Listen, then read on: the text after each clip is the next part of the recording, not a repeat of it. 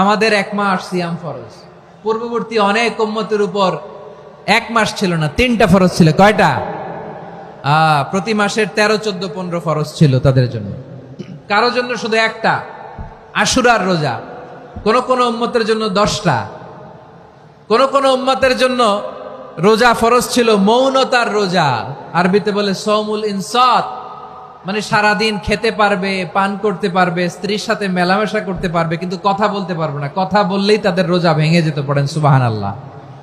কি অদ্ভুত ব্যাপার, মৌন সম্মতির রোজা। যেমনটি সাইয়্যিদাতুনা মারিয়াম আলাইহিস সালাম বলেছেন, ইন্নী নাযারতু লির-রাহমানি সাওমা ফালান উকাল্লিমাল ইয়াওমা ইনসিয়া। তিনি বলেছেন, আজকে আমি রহমানের জন্য, মানে আল্লাহর জন্য রোজা মানত করেছি, আজকে আমি কারোর সাথে কথা বলতে পারবো না। তো রোজা রাখলে কথা বলতে পারবে না কেন? কারণ ওই শরীয়তে রোজার বিধান ছিল সকাল থেকে সন্ধ্যা খেতে পারবেন, পান করতে পারবেন, কিন্তু কথা বলতে পারবেন না। কথা বললেই রোজা ভেঙে যেত। সুবহানাল্লাহ বলেন। তাহলে সব জাতিগোষ্ঠীর উপরে রোজা ফরজ ছিল, কিন্তু ধরনটা ভিন্ন ছিল। মজার ব্যাপার হচ্ছে, আপনি বর্তমানেও বিভিন্ন ধর্মের দিকে তাকান, বৌদ্ধ ধর্ম, হিন্দু ধর্ম, খ্রিস্ট ধর্ম, তাদের মধ্যেও রোজা আছে। ইংরেজরা, খ্রিস্টানরা এটাকে বলে ফাস্টিং। কি বলে? ফাস্টিং। আমাদের হিন্দু ভাইয়েরা বলে উপবাস। তারা কি বলে? উপবাস। আবার এখন আন্দোলনেরও একটা মাধ্যম হয়েছে এটা, না খেয়ে থাকা। এটারে বলে অনশন। এটারে কি বলে? অনশন ধর্মঘট। মানে আমাদের দাবি না মানলে আমরা খাবো না, রোজা রাখলাম। আছে না নাই? তারপরে আধুনিক বিজ্ঞান এটার একটা নাম দিয়েছে না খেয়ে থাকাকে, অটোফিজি। কি বলে? অটোফিজি। জাপানের এক চিকিৎসা বিজ্ঞানী এই অটোফিজির উপর গবেষণা করে সে নোবেল পেয়েছে। সুবহানাল্লাহ পড়বেন না? এজন্য আল্লাহ তাআলা আমাদের জন্য গোটা রমাদানে এই সিয়ামকে ফরজ করে দিয়েছেন। আওয়াজ করে বলেন আল্লাহু আকবার। রাব্বুল আলামিন বলেন, ইয়া আইয়ুহাল্লাযীনা আমানু কুতিবা আলাইকুমুস সিয়াম। সিয়ামকে তোমাদের উপরে ফরজ করা হয়েছে, কামা কুতিবা আলাল্লাযীনা মিন ক্বাবলিকুম, যেমনি তোমাদের পূর্ববর্তীদের উপর রোজা ফরজ করা হয়েছিল, লাআল্লাকুম তাত্তাকুন, যাতে করে তোমরা আল্লাহ সচেতন হতে পারো, যাতে করে তোমরা মুত্তাকি হতে পারো। লাআল্লাকুম তাত্তাকুন, যাতে করে আমরা আল্লাহ সচেতন হতে পারি, আল্লাহ কনসিয়াসনেস আমাদের মধ্যে গ্রো করে। এটা হচ্ছে রোজার prime objective, the prime objective of সিয়াম।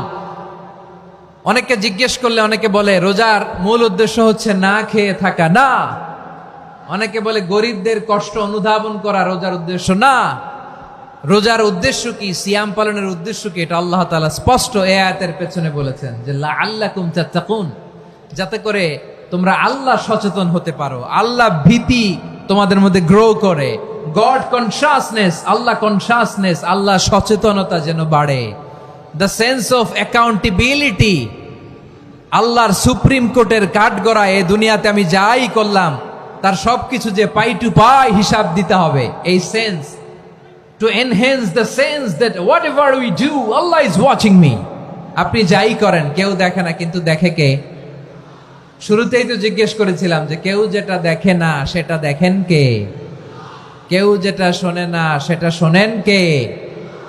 এর নাম হচ্ছে লাআল্লাকুম তাত্তাকুন, যাতে করে তোমরা আল্লাহ সচেতন হতে পারো, আল্লাহ ভীরু হতে পারো। দুনিয়ার কেউ দেখে না, কিন্তু আল্লাহ দেখে।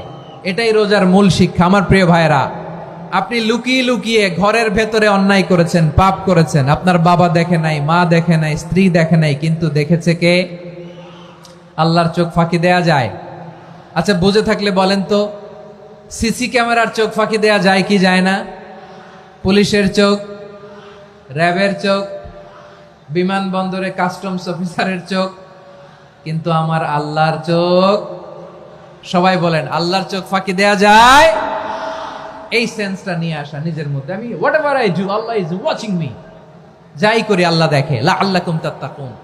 রমাদানের রোজা, ইফতারি, সিয়াম, ইবাদত সব কিছুর মধ্য দিয়ে আপনাকে খেয়াল করতে হবে যে লাআল্লাকুম তাত্তাকুন এই স্ট্যান্ডার্ড এটা অ্যাচিভ হচ্ছে কিনা আমাদের, যাতে করে তোমরা মুত্তাকি হতে পারো, আল্লাহ ভীরু হতে পারো। তাকওয়া, এটা হচ্ছে the essence of Islam. What is তাকওয়া? তাকওয়া মানে কি? তাকওয়ার সংজ্ঞা অনেকে অনেক ভাবে দিয়েছেন। আমি সরাসরি সাহাবাদের কাছ থেকে একটা সংজ্ঞা আপনাদের শোনাচ্ছি। ওমরে ফারুক রাদিয়াল্লাহু তাআলা আনহু উবাই ইবনে কাব রাদিয়াল্লাহু তাআলা আনহুকে জিজ্ঞেস করেছিলেন, ইয়া উবাই মা হুয়া তাকওয়া, হে উবাই তাকওয়া কি? তাকওয়া কাকে বলে? উবাই ইবনে কাব তিনি প্রশ্নের উত্তর না দিয়ে উনিও আবার প্রশ্ন ছুড়লেন। তিনি বললেন, ইয়া আমিরাল মুমিনিন, আমা সালাকতা তরিকান যা শাউক, আপনি কি কাঁটাযুক্ত রাস্তা দিয়ে মরুভূমিতে কখনো হেঁটেছেন? যে রাস্তার চারদিকে ক্যাকটাস, গুলমলতার কাঁটা, হেঁটেছেন? ওমরে ফারুক বললেন, নাম হেঁটেছি। বালা, হেঁটেছি। কাইফা আমিলতা, কিভাবে হেঁটেছেন? ওমরে ফারুক বললেন, শাম্মারতু ওয়াজতাহাত্তু, আমি আমার জামা, জুব্বা আর চাদর আটোশাটো করে গায়ের সাথে এমন ভাবে মিলিয়ে রেখেছি, এমন সাবধানে হেঁটেছি যাতে করে মরুভূমির ক্যাকটাসের গুলমলতার কাঁটা আমার গায়ে বিঁধে না যায়। উবাই ইবনে কাব বললেন, ফাযালিকা হুয়া তাকওয়া, আরে তাহলে আপনি তো ঠিকই জানেন তাকওয়া মানে কি, এটাই তো তাকওয়া। ওই রাস্তা দিয়ে যেভাবে হেঁটেছেন, পুরো দুনিয়ার জিন্দেগিটা এইভাবে সাবধানে চলার নামই হচ্ছে তাকওয়া। চিল্লায় বলো ঠিক কিনা? এই দুনিয়াতে পাপ পঙ্কিলতা থাকবে, শয়তানির হাতছানি থাকবে, অপরাধ প্রবণতা থাকবে, নফসের খায়েশ থাকবে, অন্যায়ের হাতছানি থাকবে, সব কিছুকে দলে মুচড়ে পেছনে ফেলে সাবধান হয়ে এই দুনিয়ার সিরাতুল মুস্তাকিমের পথে চলতে হবে। যেই রাস্তা শুরু হয়েছে দুনিয়াতে, শেষ হয়ে গিয়েছে আল্লাহর জান্নাতের ভেতরে। চিল্লায় বলেন ঠিক কিনা? উবাই ইবনে কাব বললেন, ও আমিরুল মুমিনিন, ওই কাঁটাযুক্ত গুলমলতার রাস্তার মধ্যে ঠিক যেমনি সাবধান হয়ে আপনি হেঁটেছেন, এই দুনিয়ার বুকে ওই সাবধান হয়ে চলার নাম হলো তাকওয়া। সুবহানাল্লাহ। হ্যাঁ, তাকওয়ার শুধু দুইটা নমুনা আপনাদের সামনে পেশ করব, আপনাদের ক্লিয়ার হয়ে যাবে। একটা নমুনা তো দিলাম, আরেকটা নমুনা, সেটাও ওমরে ফারুক রাদিয়াল্লাহু তাআলা আনহুর জীবনী থেকে। উনি ছিলেন ন্যায়পরায়ণ শাসক। রাত্রিবেলা প্রজাদের কি হাল হাকিকত, কি অবস্থা, ঘুরে ঘুরে প্যাট্রোলিং করতেন পুলিশের মতো। তো সারা রাত প্যাট্রোলিং করে সারা রাত তিনি ঘুরেছেন কার কি অবস্থা দেখে। শেষ রাতে তিনি ফিরে আসতেছেন। তিনি থাকতেন, সেই বুখারীতে এসেছে, কানা ইয়াসকুনু ফি আওয়ালিল মদিনা, মদিনার উঁচু এলাকায় থাকতেন।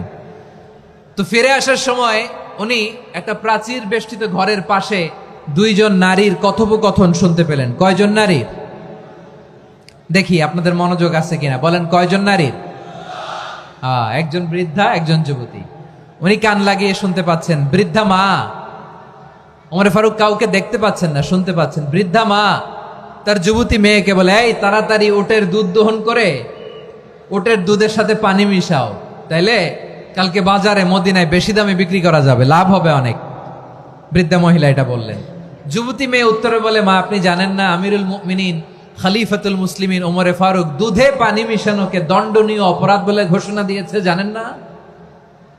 এবার বৃদ্ধা মহিলা বলে, আরে পাগলি, এই ভোর রাতে আমিরুল মুমিনিন ওমরে ফারুক আসবে কোত্থেকে? উনি আসবে কোত্থেকে? ওনার পাইক পেয়াদা সিকিউরিটি আসবে কোত্থেকে? কেউ দেখবে না। আরে কেউ দেখবে না, তাড়াতাড়ি দুধের সাথে পানি মেশাও। এই কথা যখন মা বলেছে, যুবতী মেয়েটা চমৎকার একটা উত্তর দিয়েছে। তিনি বলেছিলেন, ইয়া উম্মি, ও আমার মা, লাউলা রাআ উমর লা রাআ রব্বু উমর, ও আমার প্রিয়তমা মা, আপনি ঠিকই বলেছেন, গভীর রাতে ওটের দুধে পানি মিশালে ওমর দেখবে না, কিন্তু মা খেয়াল রাখবেন, ওমর যদি নাও দেখে, ওমরের রব কিন্তু দেখে। চিল্লায় বলেন ঠিক কিনা? দিস ইজ কল্ড তাকওয়া। লাউলা রাআ উমরু লা রাআ রব্বু উমর, ওমর দেখে না কিন্তু ওমরের রব দেখে। চিল্লায় বলেন ঠিক কিনা? এজন্য রব্বুল আলামিন বলেন, লা তুদরিকুহুল আবসার ওয়া হুয়া ইউদরিকুল আবসার ওয়া হুয়াল লাতীফুল খাবীর। তিনি এমন সত্তা, দুনিয়ার কোন চোখ তাকে দেখে না, কিন্তু দুনিয়ার সবগুলো চোখকে, সব মানুষের অ্যাক্টিভিটিসকে আরশের উপর থেকে সব কিছু মুহূর্তে মুহূর্তে দেখতে পান কে? তাহলে তাকওয়া কারে বলে বুঝতে পারছেন? দুনিয়াতে সাবধানে চলার নাম তাকওয়া। কেউ দেখে না কিন্তু আল্লাহ দেখে। এই সেন্স, এই জবাবদিহিতার ভয়, দ্য সেন্স অফ অ্যাকাউন্টেবিলিটি, এই সেন্স নিজের মধ্যে গ্রো করার নাম হচ্ছে তাকওয়া। আর এই সিয়াম পালন করার প্রাইম অবজেক্টিভ অফ সিয়াম হচ্ছে লাআল্লাকুম তাত্তাকুন। আওয়াজ করে বলেন, লাআল্লাকুম তাত্তাকুন।